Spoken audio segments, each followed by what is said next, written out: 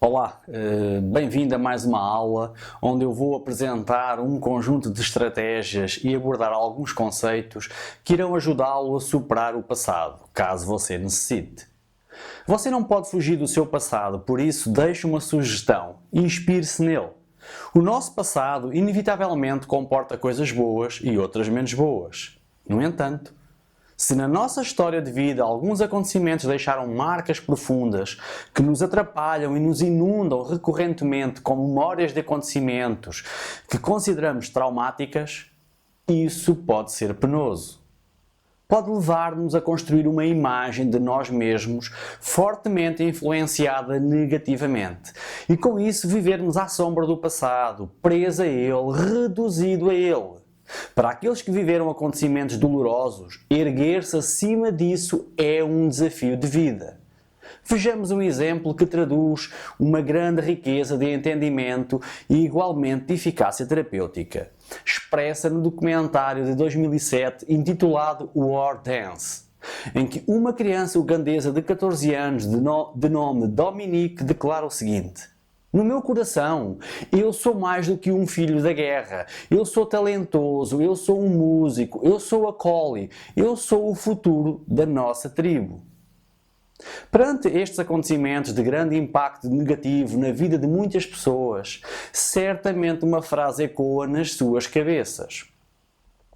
Até que ponto posso escapar de um passado doloroso? Será um passado indesejado sempre parte de quem eu sou? E posso eu deixá-lo completamente para trás? A questão da identidade pode ser abordada em vários níveis, incluindo o psicológico, biológico, filosófico e comportamental. Do ponto de vista psicológico, sabemos que não é possível apagar o nosso passado, porque a qualquer momento nós podemos representar a soma de tudo o que temos vivido e tudo o que temos sido. Nós experimentamos o presente com todos os conhecimentos, habilidades, valores, crenças e emoções que adquirimos ao longo das nossas vidas e, momento a momento, vamos associando a riqueza das experiências de vida que constituem o passado. Se a nossa identidade fosse uma simples progressão linear, uma pessoa poderia facilmente superar o passado doloroso e viver bem. No entanto, as nossas memórias por vezes ganham vontade própria e uma pessoa traz o passado de volta para o presente, vivenciando o seu impacto, na grande maioria das vezes negativo. As consequências desse impacto podem depender de duas perspectivas diferentes. Por exemplo, a pessoa relembra que algo aconteceu, a pessoa que eu era anteriormente. Neste caso, a pessoa distancia-se do seu passado e não se confunde com ele, o que pode vir a ser positivo. O segundo aspecto, a pessoa julga-se do ponto de vista atual. Eu sou o meu passado. Neste caso, a pessoa reduz aquilo que é ao seu passado, funde-se a ele, condicionando negativamente o seu presente e o seu futuro. Vamos então analisar mais aprofundadamente o passado, tentando dar resposta à seguinte pergunta: deve o passado fazer sempre parte daquilo que a pessoa é? A visão que você tem de si mesmo evolui ao longo da sua vida. E as pessoas diferem na medida em que refletem sobre quem elas entendem ser. A busca de quem somos pode intensificar-se durante tempos de mudança. Algumas pesquisas sugerem que as pessoas que estão mais ativamente explorando a sua identidade são mais sensíveis a alterações efetuadas pela passagem do tempo. Comparando o que somos agora com quem nós éramos, ajuda-nos a manter uma sensação de continuidade face à constante mudança dentro e fora de nós. Assim, como pode ser doloroso lembrar o sofrimento, o arrependimento ou a decepção que eram parte do que fomos um dia. Também pode ser difícil de suportar a perda irreversível das coisas boas. Mas a adversidade do passado ou a perda da alegria que pontualmente vamos relembrando não são necessariamente causas inevitáveis de saúde psicológica débil.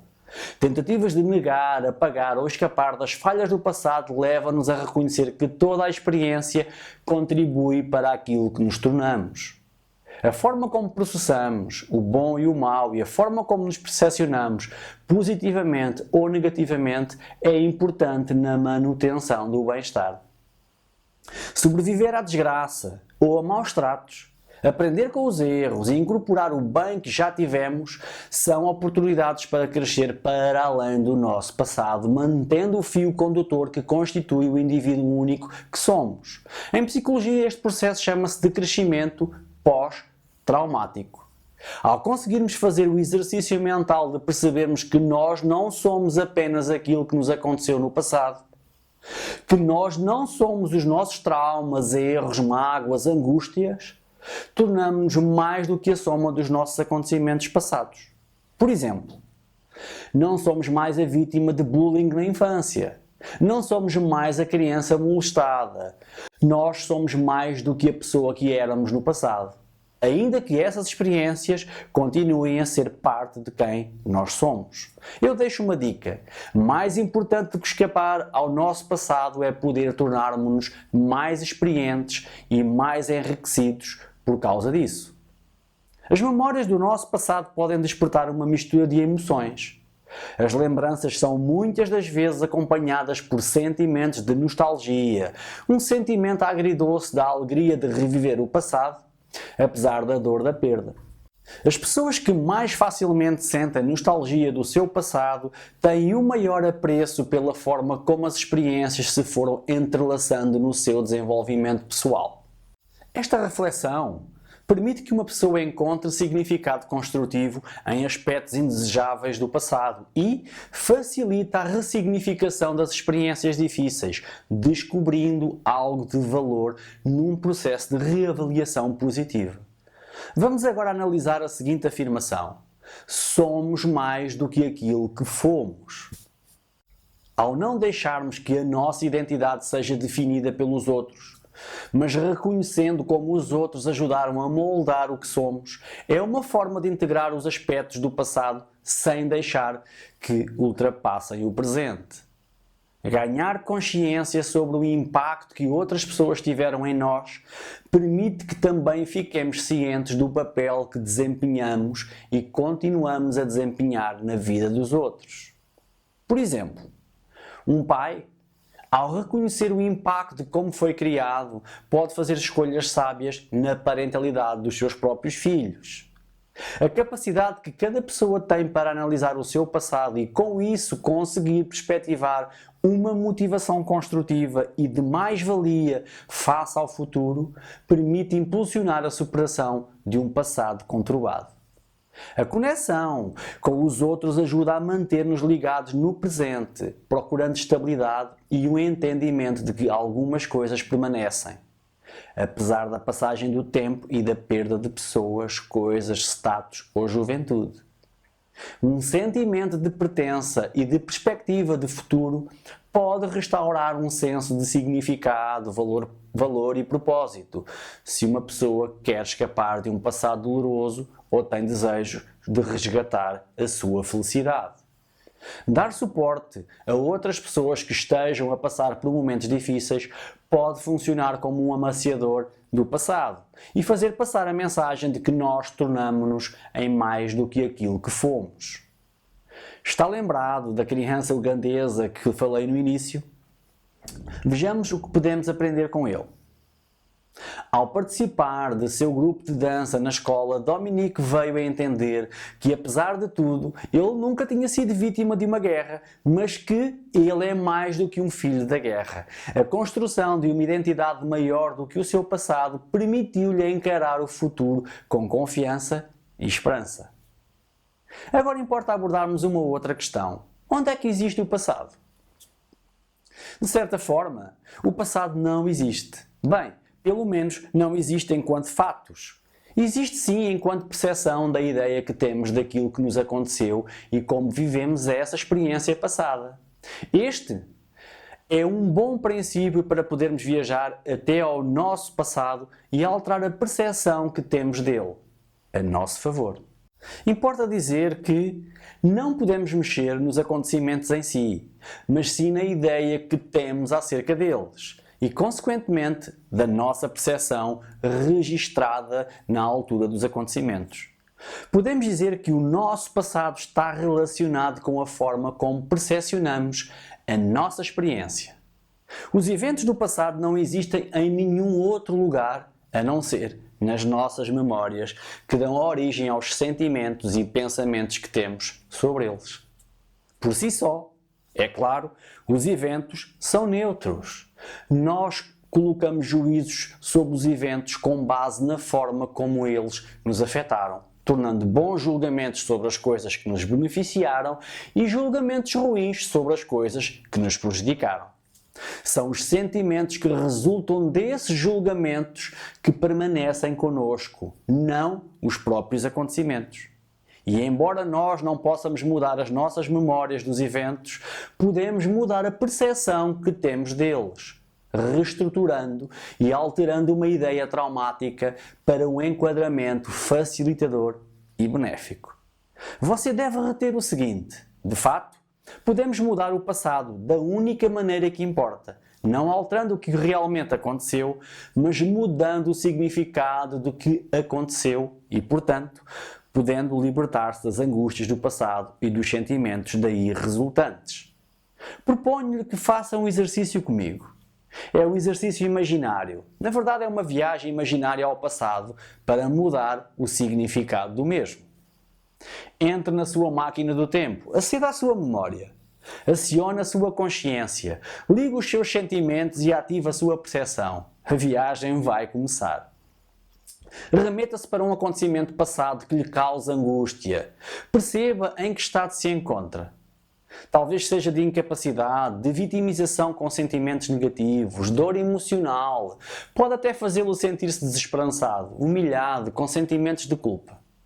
Pare um pouco nessas imagens e reflita sobre isso. Sinta o que lhe está a acontecer no corpo. Que sentimentos estão a ser gerados no momento presente? Com esse sentimento em mente, tente perceber o que é que isso influencia a sua vida. O que é que esses sentimentos relacionados com o passado condicionam o seu presente. Os seus projetos de vida, as suas ações, as suas atitudes, as suas escolhas. Tente perceber o quanto o seu passado o está a travar, o impede de libertar-se e de viver a vida que deseja, sem entraves, sem remorsos, sem sentimento de culpa, sem vitimizações, sem rancores, sem lamechismos. Entenda que tipo de manifestações, que tipo de padrão mental foi construindo com base nos acontecimentos passados. Entenda em que medida a sua vida mudaria para melhor se conseguir atribuir um significado mais capacitador àquilo que o impede de seguir o que deseja. Observe até que ponto a sua experiência passada de negatividade lhe pode servir para potenciar o momento presente. Para superar o passado, importa fazer-se uma nova interpretação dos acontecimentos. Na prática da terapia cognitivo-comportamental, conduz-se a pessoa, neste caso o cliente, a reviver os acontecimentos marcantes, perceber que tipo de emoções e sentimentos ficaram registrados e que impacto emocional teve e continua a ter no momento presente. Quando a pessoa consegue entender as reações que teve, porque é que teve e quais as circunstâncias que contribuíram para o impacto emocional registrado, fica numa posição vantajosa para reinterpretar e implementar uma nova forma de olhar para os acontecimentos e interpretá-los à luz de nova informação e numa situação segura e controlada, o momento presente. Todos nós só existimos no presente. Somos constantemente bombardeados com informações sensoriais vindas do ambiente externo e algumas do nosso ambiente interno, pensamentos e crenças. A fim de dar sentido a essas informações, filtramo-las e armazenamo-las como uma representação interna ou mapa mental. Formas de olhar o mundo. Qualquer acontecimento que não está sendo experimentado no momento atual é uma memória. Quando nos sentimos incomodados, nos sentimos paralisados ou angustiados, é a memória de eventos passados que está causando um problema no presente. Especificamente, é a forma como a pessoa revive o evento passado durante o processo de lembrar que a angústia se faz sentir no presente. Por exemplo, algumas pessoas relatam que alguns eventos da infância ainda causam problemas associados aos maus momentos vividos, provocando autoestima diminuída na idade adulta. A seguir, apresento 7 passos que podem promover a superação dos acontecimentos passados. Passo 1. Perceba que existem algumas coisas que você realmente nunca conseguirá passar por cima, mas certamente pode conseguir superar. Há alguns acontecimentos que alteram tanto a nossa vida que realmente nunca poderemos apagá-los da nossa memória ou fazermos de conta que não existiram. A perda significativa ou o coração partido por acontecimentos como a morte de uma criança, um trauma grave, uma doença fatal, acidentes que mudam radicalmente a vida em que você ou um ente querido fica permanentemente inválido ou desfigurado, são apenas alguns exemplos.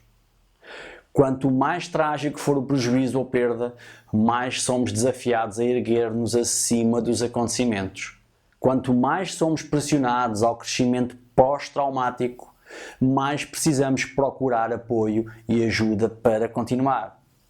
Aqueles que estão decididos a aceitar o sucedido e a abrir os seus corações para tentar novamente, voltar a amar, a confiar de novo, irão superar o trauma muito melhor do que aqueles que caem numa espiral de negatividade, isolamento e amargura. Podemos não ter a capacidade de mudar os acontecimentos do passado, mas podemos escolher como vamos lidar com isso, para que possamos, pelo menos, levar a vida de uma forma que ainda ofereça esperança e alegria, ainda que possa ser muito diferente daquilo que era. O passo 2. As coisas que você não tem conseguido superar são avisos, precisam da sua atenção redobrada. Imagina a luz de aviso de combustível no seu carro. O sinal de aviso que você está ficando com pouco combustível é um sinal protetor. É um sinal que chama a sua atenção no sentido de lembrá-lo para atestar o depósito, evitando que possa vir a passar por um incómodo. Da mesma forma, algumas das coisas nas nossas vidas que não conseguimos superar transmitem-nos uma mensagem de que existem assuntos que necessitam da nossa atenção, no sentido de termos de fazer algo, aprender algo ou lidar com algo. No fundo, os sentimentos negativos oriundos dos acontecimentos passados fazem-nos sentir sensações desagradáveis para que possamos perceber que temos de fazer alguma coisa para voltarmos a ficar bem e a sentirmos bem. O passo 3 é: escolha em consciência como reagir aos acontecimentos. Em vez de concentrar-se no que não pode ser alterado, concentre-se no que pode ser alterado. Na maioria dos casos, os acontecimentos ou as outras pessoas não nos levam a sentir de uma certa maneira. Nós é que fazemos isso. Nós é que decidimos manter-nos num sentimento incapacitante. Claro que, dado a natureza de alguns acontecimentos de vida, temos toda a legitimidade para nos sentirmos mal. No entanto, esses sentimentos negativos não invalidam que possamos fazer algo para superar os acontecimentos e promover melhores sentimentos. Assumir a responsabilidade pelos seus próprios pensamentos e sentimentos, sair de uma mentalidade de vítima, irá capacitá-lo para ultrapassar os arrependimentos passados, derrotas, decepções, desgostos e traumas, em vez de usar isso como uma carga insuportável de transportar. O passo 4 é: dê a si mesmo permissão para sofrer o que poderia ter sido ou o que poderia ter obtido. Em alguns casos, não se pode esperar superar algo de forma rápida se não se passar pelo processo de luto. O luto não é um processo com o qual apenas lidamos quando enfrentamos a morte ou a perda de um ente querido. Nada disso. Existem perdas menos visíveis e concretas, tais como a percepção de que você não pode ter a vida que pensou que seria possível, que o seu entusiasmo relativamente a determinado objetivo de vida não conduziu a bom porto, dando lugar à decepção. Na grande maioria das situações, do mais terrível sofrimento a uma perda comum, o processo de luto é essencial para o processo de cicatrização. Às vezes precisamos passar por fases de raiva e amargura a fim de sermos capazes de passar à fase de aceitação. O passo 5 é: procura apoio. Não vivemos isolados dos outros. O contato, o afeto e a troca de experiências permitem-nos crescer e desenvolvermos-nos. As pessoas crescem melhor promovendo bons relacionamentos e procurando apoio e suporte. Perante o sofrimento, se nos afastarmos dos outros, por nos sentirmos diferentes ou para nos protegermos, o que daí pode emergir é mais sofrimento e reviver o trauma ou a situação angustiante uma e outra vez na nossa mente. É mais saudável e promotor da recuperação procurar apoio para aliviar o seu sentimento de perda. Relacionamentos saudáveis e de apoio podem ajudar a curar feridas. Mesmo que os outros não possam resolver o seu trauma ou problema, eles podem ajudá-lo a chorar a perda ou a decepção e reconfortá-lo. O passo 6 é: saiba que não existe voltar ao passado, mas há segundas chances. Lembre-se que na grande maioria das situações não é tarde demais para começar de novo. Se você entendeu o que descrevi anteriormente, que você não pode simplesmente passar por cima das coisas, e começar a partir de hoje a tomar decisões saudáveis com base no que você tem vindo a aprender, vai realmente conseguir novas soluções para velhas questões. Mudar alguns comportamentos para passar a lidar com as coisas infelizes ou evitar que ocorram novamente irá capacitá-lo. Ser proativo ao invés de reativo e fazer alterações com base nas suas lições de vida pode curar mágoas do passado. O passo 7 é: aceite os acontecimentos e tenha compaixão por si mesmo. Perante acontecimentos que nos deixam presos ao passado, a capacidade de aceitá-los e de termos compaixão por nós mesmos são dois passos extremamente decisivos para ultrapassar o sofrimento. Não estou a falar da aceitação passiva, da aceitação displicente, em que tudo acontece e nada se faz. Não é isso. Refiro-me à aceitação da realidade tal qual ela aconteceu, em que não há retorno possível, em que não é possível apagar o que sucedeu. Perante este tipo de cenário, aceitar é o melhor remédio. Permite-nos encarar a realidade de frente, sermos compassivos connosco mesmos e a partir daí cultivar a esperança num futuro melhor. Ficar contra tudo, contra todos e até contra você mesmo certamente não irá beneficiá-lo em nada. Cria rancor, ressentimento, indignação, desesperança, ódio, entre outros sentimentos. Num estado de negatividade, mesmo aquilo que ainda temos de bom na vida fica afetado. Deixamos de olhar para o que ainda faz sentido na vida. Aceite, tenha compaixão e siga em frente.